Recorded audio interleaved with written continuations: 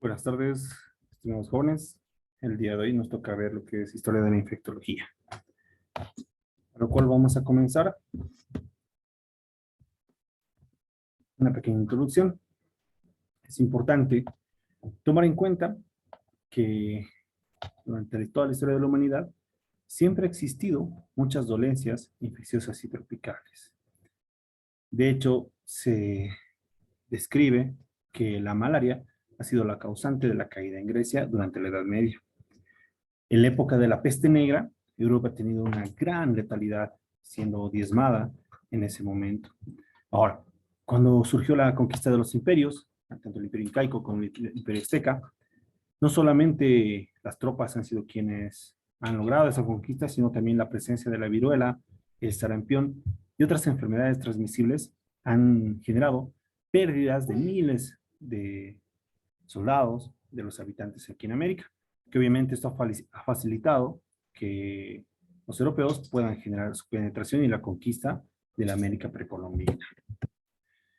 En 1918 se han presentado unas primeras epidemias, que ha sido la más agresiva, causada por la influenza, que ha afectado a alrededor de 25 millones de habitantes, de los cuales han muerto el 25%, es decir, una mortalidad de 12.5 millones de habitantes. A partir de este punto, y bueno, ya desde los inicios del pasado de la época media, la medicina tropical se desarrolló a fines de 1800, inicialmente impulsada por las potencias económicas europeas como Inglaterra, Francia, Bélgica y Holanda, ¿no? También tomando en cuenta que Alemania ha sido una gran potencia, quien ha facilitado la progresión de la infectología y la medicina tropical. En colonias de África, India y América, los colonos y los descendientes eran muy afectados y casi siempre sufrían bajas debido a las plagas de las fiebres tropicales. Y por todo esto se ha empezado a desarrollar un nuevo campo dentro de la medicina. ¿Sí? Y aquí es donde nace lo que es la rama denominada infectología, que en su nacimiento ha sido ligada a lo que es la bacteriología o la microbiología.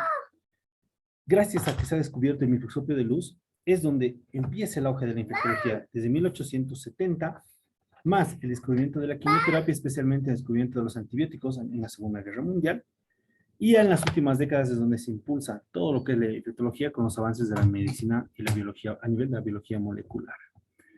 En 1950 ya empiezan a desarrollarse grandes hospitales con capacidad universitaria, es decir, con formación en Europa, Estados Unidos. Y ya posteriormente se han ido distribuyendo y extendiendo a otros tipos de países en vías de desarrollo. Ahora, dentro de los aspectos importantes de la infectología, tomar en cuenta que en 1675, el holandés Anthony van Leeuwenhoek, quien ha sido el descubridor del microscopio, observa por primera vez la presencia de bacterias. Obviamente también él ha sido uno de los primeros en describir los espermatozoides y los glóbulos rojos en la sangre del ser humano. En 1869, Hoffman utiliza el carmín para ser el primero en colorear bacterias.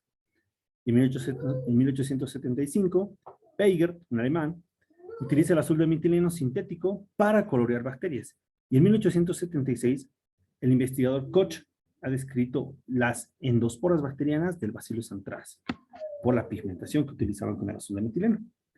En 1884, el patólogo del danés Hans Christian Gram desarrolla lo que es hoy conocida como la tinción de Gram, que nos ha permitido diferenciar bacterias gram positivas de las gram negativas. Y por esta misma época, Ciel, que posteriormente Nielsen desarrolla la coloración para lo que es el bacilo tuberculoso, que se conocería como la tinción de Ciel-Nielsen. Pasteur es alguien que no debemos olvidar jamás, porque es realmente uno de los mejores investigadores franceses. Él ha sido un iniciador de la bacteriología y la microbiología moderna. Entre todas las contribuciones que él tiene es iniciar estudios sobre fermentaciones. Roberto Koch, un gran investigador alemán, es el genio que ha descubierto lo que es uno de los más grandes flagelos antiguos y actualmente en la humanidad, que es la tuberculosis, que ha sido descrita por primera vez en 1882. Y así, cada época hemos tenido muchos personajes importantes que han ido describiendo y descubriendo diferentes tipos de agentes. Vamos viendo, por ejemplo, como podemos ver en la tabla, En 1873, Obermayer y Hansen son quienes descubren, en el caso de Obermayer, la borrela, y en el caso de Hansen, es el primero en descubrir el Mycobacterium leprae. En 1875, Losch, un médico ruso, es el primero en descubrir lo que es la ameba histolítica, y empezando lo que es la parasitosis denominada mediasis. Koch, en 1876, como hemos dicho, descubre el Bacillus anthracis. En el 79, en 1879, Albert Neisser va a descubrir lo que es la Neisseria gonorrheae. En 1880 hemos tenido dos grandes descubrimientos. Carl Elbert, que va a ser el primero en descubrir lo que es la Salmonella típica, y Charles Leverand va a descubrir el Plasmodium, lo que es la malaria. En el 83, como hemos dicho ya, Roberto Koch descubre el Mycobacterium tuberculosis. En el mismo año, Friedrich Laufer va a descubrir el Corynebacterium diphtheriae. En 1885, Arthur Nicolai va a descubrir el Clostridium tetani. En el 86, Albert Frankel descubre lo que es el Diplococcus pneumoniae. En 1887, David Bruce va a definir y describir lo que es la Brucella melitensis. En el mismo año, Anton Beichenbaum descubre lo que es la Neisseria meningitidis. En 1880, Anton Gardner va a descubrir la Salmonella enteritidis. En 1889, Ducrey va a descubrir por primera vez el bacilo de Ducrey, o el chanco blando denominado. En 1894, Alexandre Yersin va a descubrir la Pasteurella pestis, o la peste, que se denominó en la época de 1800 hasta 1900. En 1897, Emil van Emergen va a descubrir por primera vez el Clostridium botulinum. En el 1898, Kiyoshi va a descubrir lo que es y describir por primera vez la Shigella dysenteriae. Y a partir de 1900 ya August Wassermann junto con Albert Neisser y Karl Buck van a ser quienes describen una de las enfermedades más agresivas en la época antigua, que es la sífilis, la cual ha generado muchas bajas en ciertos tiempos. Y alguien que es muy importante a nivel mundial, un gran médico norteamericano, ha sido Leonard Wood, junto con William Gorgas y Walter Reed, quienes han estudiado y han logrado controlar lo que es fiebre amarilla, malaria en Panamá y Cuba, y han sido considerados uno de los pioneros sanitarios mundiales de la década de 1900. Puesto que, miren, en países desarrollados como Estados Unidos, Europa, países de Europa como Alemania, Francia, Bélgica, tenían mucho acceso a la tecnología médica, al estudio científico, cosa que en países de tercer mundo, como lo que es Panamá, Cuba, estamos hablando de 1900, no la Panamá de ahora, eran países que tenían un retraso en la medicina muy grande. Entonces, mucha gente enfermaba con las enfermedades tropicales, con fiebre amarilla, malaria, y estas no eran tratadas y lamentablemente llegaban a un deceso. Y es por eso que estos tres médicos, Gorgas, Reed y Wood, han sido quienes han dedicado mucho de su tiempo a la actividad sanitaria, ¿no?, en este tipo de países, ayudando mucho a sobrellevar. Por eso es importante tomar en cuenta que existen muchos tipos de enfermedades tropicales, de las cuales una de las primeras descritas así en 1852 por Theodor Bilharz, quien realiza por primera vez lo que es la descripción de la esquistosomiasis, ¿no? El agente es el Schistosomia haematobium. En 1863, de Marquay va a descubrir por primera vez lo que es las microfilarias. En el 68, Otto Butcher va a descubrir la filaria en orina. En el 1876, Bancroft descubre por primera vez la filaria bancrofti, que tiene su nombre. En el 75, O'Neill va a descubrir la microfilaria en la piel, es decir, la oncocerciasis.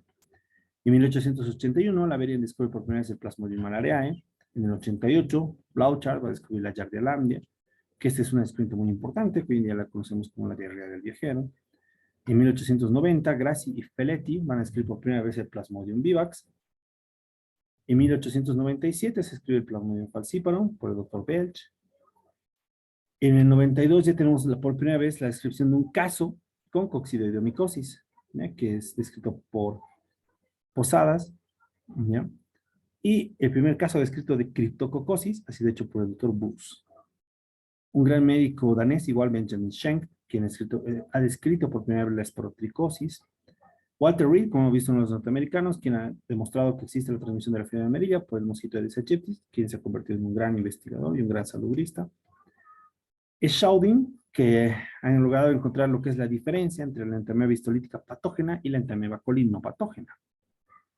Ya a partir de los años de la década de 1900, es donde se ha empezado a investigar un poco más, no solamente describir los agentes, sino empezar a definir realmente su estructura y las acciones o los mecanismos que podemos comenzar a utilizar para controlarlas y tratarlas. ¿Ya? Por ejemplo, en 1902, Stiles, un médico norteamericano, descubre por primera vez el Necator americano, que es un parásito que generaba anemias crónicas. Manson va a descubrir en el mismo año, va a descubrir otro tipo de especie del esquistosomasis, lo que es el esquistosoma mansoni. ¿No? En 1904, Katsurada va a describir por primera vez lo que es el esquistosoma en Japón, también denominado esquistosoma japonicum. Ya en el año en 1908, Lutz va a ser el primero en descubrir lo que es la paracoccidoidemicosis en a nivel de Sudamérica. En el mismo año, Nicole y Manseux van a describir el Toxoplasma gondii. En 1810 va a ser por primera vez descrita el Onchocerca volvulus. Y algo aquí en Latinoamérica importante ha sido el doctor Robles, que ha sido un doctor guatemalteco, que por primera vez va a describir un caso de oncocercosis en América, con la presencia de los nódulos cutáneos y las lesiones oculares. Es algo importante que, miren, hoy en día todo lo que hemos ido viendo han sido descubrimientos de muchos tipos de agentes bacterianos y en la parte tropical, agentes parasitarios. Pero actualmente, ¿qué es lo que está sucediendo? Hoy en día, la Organización Mundial de la Salud, que ha nacido en 1948, después de la Segunda Guerra Mundial, se empezaba a crear los organismos como la Organización Panamericana de la Salud, para ayudar a nivel de la OMS, a nivel de Sudamérica. Este tiene el fin de controlar todo lo que es las endemias y las pandemias, con el fin de orientar a los médicos y generar elementos que puedan prevenir diferentes tipos de enfermedades. Como hoy en día tenemos vacunas que previenen el sarampión, tétanos, difteria, tuberculosis, fiebre amarilla, viruela y etcétera. Ya se ha pasado de la parte antigua, es decir, de descubrir las enfermedades y tratarlas. Actualmente ya la medicina no tiene únicamente ese enfoque. Actualmente la medicina tiene el enfoque de prevenir que estas enfermedades nazcan, es decir, prevenir y proteger a los seres humanos de este tipo de infecciones. Vivimos al día protegiéndonos de más de 900 infecciones cada día, que realmente es alarmante, y las vacunas también cumplen su función. Es por eso que hasta una de las primeras enfermedades controladas a nivel mundial por las vacunas ha sido la viruela. De hecho, se considera erradicada, o se consideraba erradicada en 1977. Ahora, en el caso de la poliomielitis infantil, en América se ha reportado el último caso en 1991, ¿no? Tomemos en cuenta que estos datos han sido realizados y se han venido emitiendo hasta antes de lo que es el siglo XXI, ¿no? Porque lamentablemente en estos últimos 5 o 10 años han surgido movimientos de gente sin conocimiento que se denominaban antivacunas, que por culpa de esta gente ya muchas enfermedades que se consideraban erradicadas nuevamente están apareciendo, porque lamentablemente ya esta gente no realiza la vacunación en los hijos, en los niños, entonces por lo tanto va dañando nuestra sociedad, va dañando nuestro sistema, el cual ha costado establecer un sistema de prevención y protección de infecciones, nuevamente se está viendo alterado por lamentablemente todo este tipo de gente que tiene un déficit de conocimiento muy alto, ¿no?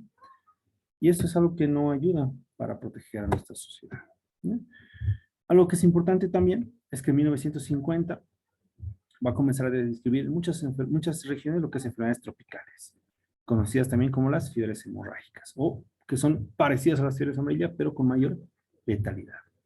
Otra descrita que es muy letal, que es el virus del ébola, en África en 1977, realmente es un virus con 88% de letalidad. El virus del Lassa, igual en África, que tiene 50% de letalidad. El virus hemorrágico en Valle Rift de África, igual 50% letal. El antivirus, que ojo, este está en Corea y en América, en nuestro medio sí hemos tenido antivirus con mortalidad de 50%. El virus Junín en Argentina con mortalidad de 15 a 30%. El virus Machupo Guaranito en Venezuela, el Machupo en Bolivia, también que tiene una mortalidad de entre el 15 y 30%. Pues ya son enfermedades tropicales que se van describiendo con mayor mortalidad. Ahora, algo que es importante tomar en cuenta, que es en 1950, en la guerra de Corea, aproximadamente 2.500 norteamericanos se contagiaron de antivirus, de los cuales 121 fallecieron. En 1993 se describe por primera vez la fiebre de lo que es la gripe de los navajos, ya en Estados Unidos, donde ha generado una mortalidad del 50% debido a que tiene una afección pulmonar muy severa. Y una enfermedad que ha sido muy, con una de las primeras mediáticas, es lo que es la aparición del VIH, el síndrome de inmunodeficiencia adquirida, la cual aparece en 1980. Es descrita en 1981 y a partir del 83 es donde se empieza a estudiar mucho más de esto.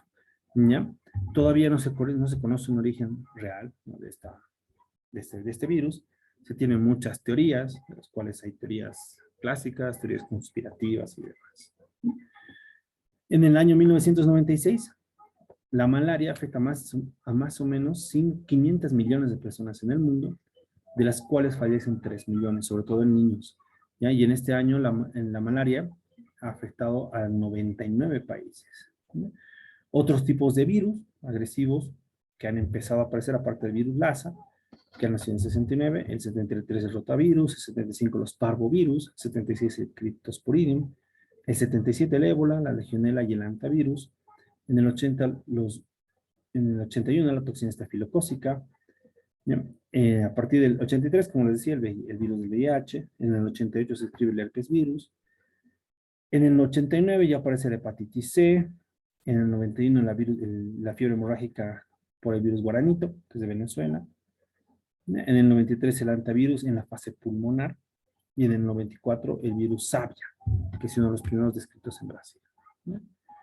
Hoy en día, como hemos visto, la malaria es realmente uno de los que más afecta a nivel mundial debido a los diferentes tipos de especies y sobre todo lo que es el Plasmodium falciparum, quien continúa afectando a países como India, Pakistán, Brasil, Afganistán, Sri Lanka, Tailandia, Indonesia. No olvidemos que aquí también en nuestro medio, en Camboya, China. Otro de los que actualmente todavía se considera altamente endémicos son las filarias, que afectan a 73 países en todo el mundo, comprometiendo a cerca de 120 millones de personas al año. ¿Ya? Y en Sudamérica, realmente las cifras que describe la OPS en relación a lo que es la tripanosomiasis, afectando a 18 millones de habitantes y generando 43,000 muertes anuales. ¿Ya? En Norteamérica se estima que entre 50,000 y 100,000 personas viven infectadas con el tripanosomiasis. Dentro de todo esto, como podemos ver también, vamos a tocar un poquito lo que es el tema de por qué ha generado, a partir desde los años 1900 en adelante, una gran propagación de lo que es las patologías virales. Ya, lamentablemente, en las últimas 2 décadas, ¿ya?, ha existido mucho intercambio de nuestras poblaciones, es decir, viajes frecuentes por comercio y demás, quienes han movilizado lo que son agentes como la malaria, el cólera. Ahora ha habido descuidos en diferentes tipos de programas de control como tuberculosis, difteria, en Latinoamérica como también en Rusia. Entonces, por lo tanto, ha habido nuevos brotes de este tipo de patologías. El cambio ecológico, es decir, ha habido variaciones en las temperaturas, en los hábitats ecológicos, sobre todo en la parte ecológica infecciosa, donde en países donde ya no existía antivirus, nuevamente hay antivirus, las esquistosomiasis se han convertido más frecuentes. El hecho de la importación de alimentos ha conllevado a que existan infecciones por intoxicaciones alimenticias, o sea, el uso de diferentes tipos de fumigantes o herbicidas para el control de la producción de alimentos, ha conllevado aquí una contaminación y esto ha generado el movimiento de diferentes tipos de agentes infecciosos. Ahora, la falta de vigilancia epidemiológica en algunos países de Latinoamérica se ha visto brotes de dengue, brotes de peste, malaria y demás. ¿Ya? Los problemas de medio ambiente van generando que cada vez aparezcan nuevas enfermedades infecciosas y realmente es muy llamativo la atención todo esto que estamos viviendo. De hecho, en el caso, por ejemplo, si hablamos de la hepatitis B, esta es una de las enfermedades más importantes en lo que es la zona tropical. Y de hecho, hoy en día, incluso es muy importante en áreas no tropicales. El gran problema que enfrentamos hoy en día es que existen alrededor de 300 millones de pacientes portadores crónicos de esta enfermedad en todo el mundo, ¿ya? Sobre todo en la parte de África y lo que es Sudamérica, ¿no? En nuestro medio, aquí en América Latina, se indica que la prevalencia más o menos es de 0,5 a 1% en Chile, en Argentina es 1%, en Uruguay entre 1 y 2%, en Brasil va entre 1,5 a 3%, en Bolivia va entre 5 y 15%, siendo la parte más alarmante junto con Colombia, Perú, Venezuela, Haití y República Dominicana. En el caso de la hepatitis C, que es un nuevo problema que lamentablemente no se veía viniendo, no se veía viendo, pero ya hoy en día se ha visto que a nivel mundial el 1% va a estar presente en la hepatitis C. En algunos países como Filipinas, el 3%, en Indonesia, Tailandia y Vietnam, el 1%. En China, por ejemplo, es de 3 a 4% pacientes con hepatitis C de su población, que estamos hablando de billones de habitantes. En el caso de Japón, alrededor de 6.6% van a presentar lo que es la hepatitis C. Y en América, que estamos entre el 9 y 13%, que es lo más alarmante en nuestro medio. ¿Ya? Entonces es importante nunca descuidar la prevención de esas enfermedades, medidas de bioseguridad y la buena alimentación siempre de zonas o alimentos confiables para evitar este tipo de transmisiones. Otra que ha sido muy importante, pero ya hablando un poquito de medicina tropical, ¿ya? En nuestro medio ha sido lo que es la bartonela. Esta es una de las infecciones asociadas a fiebre o endocarditis infecciosa. ¿Ya?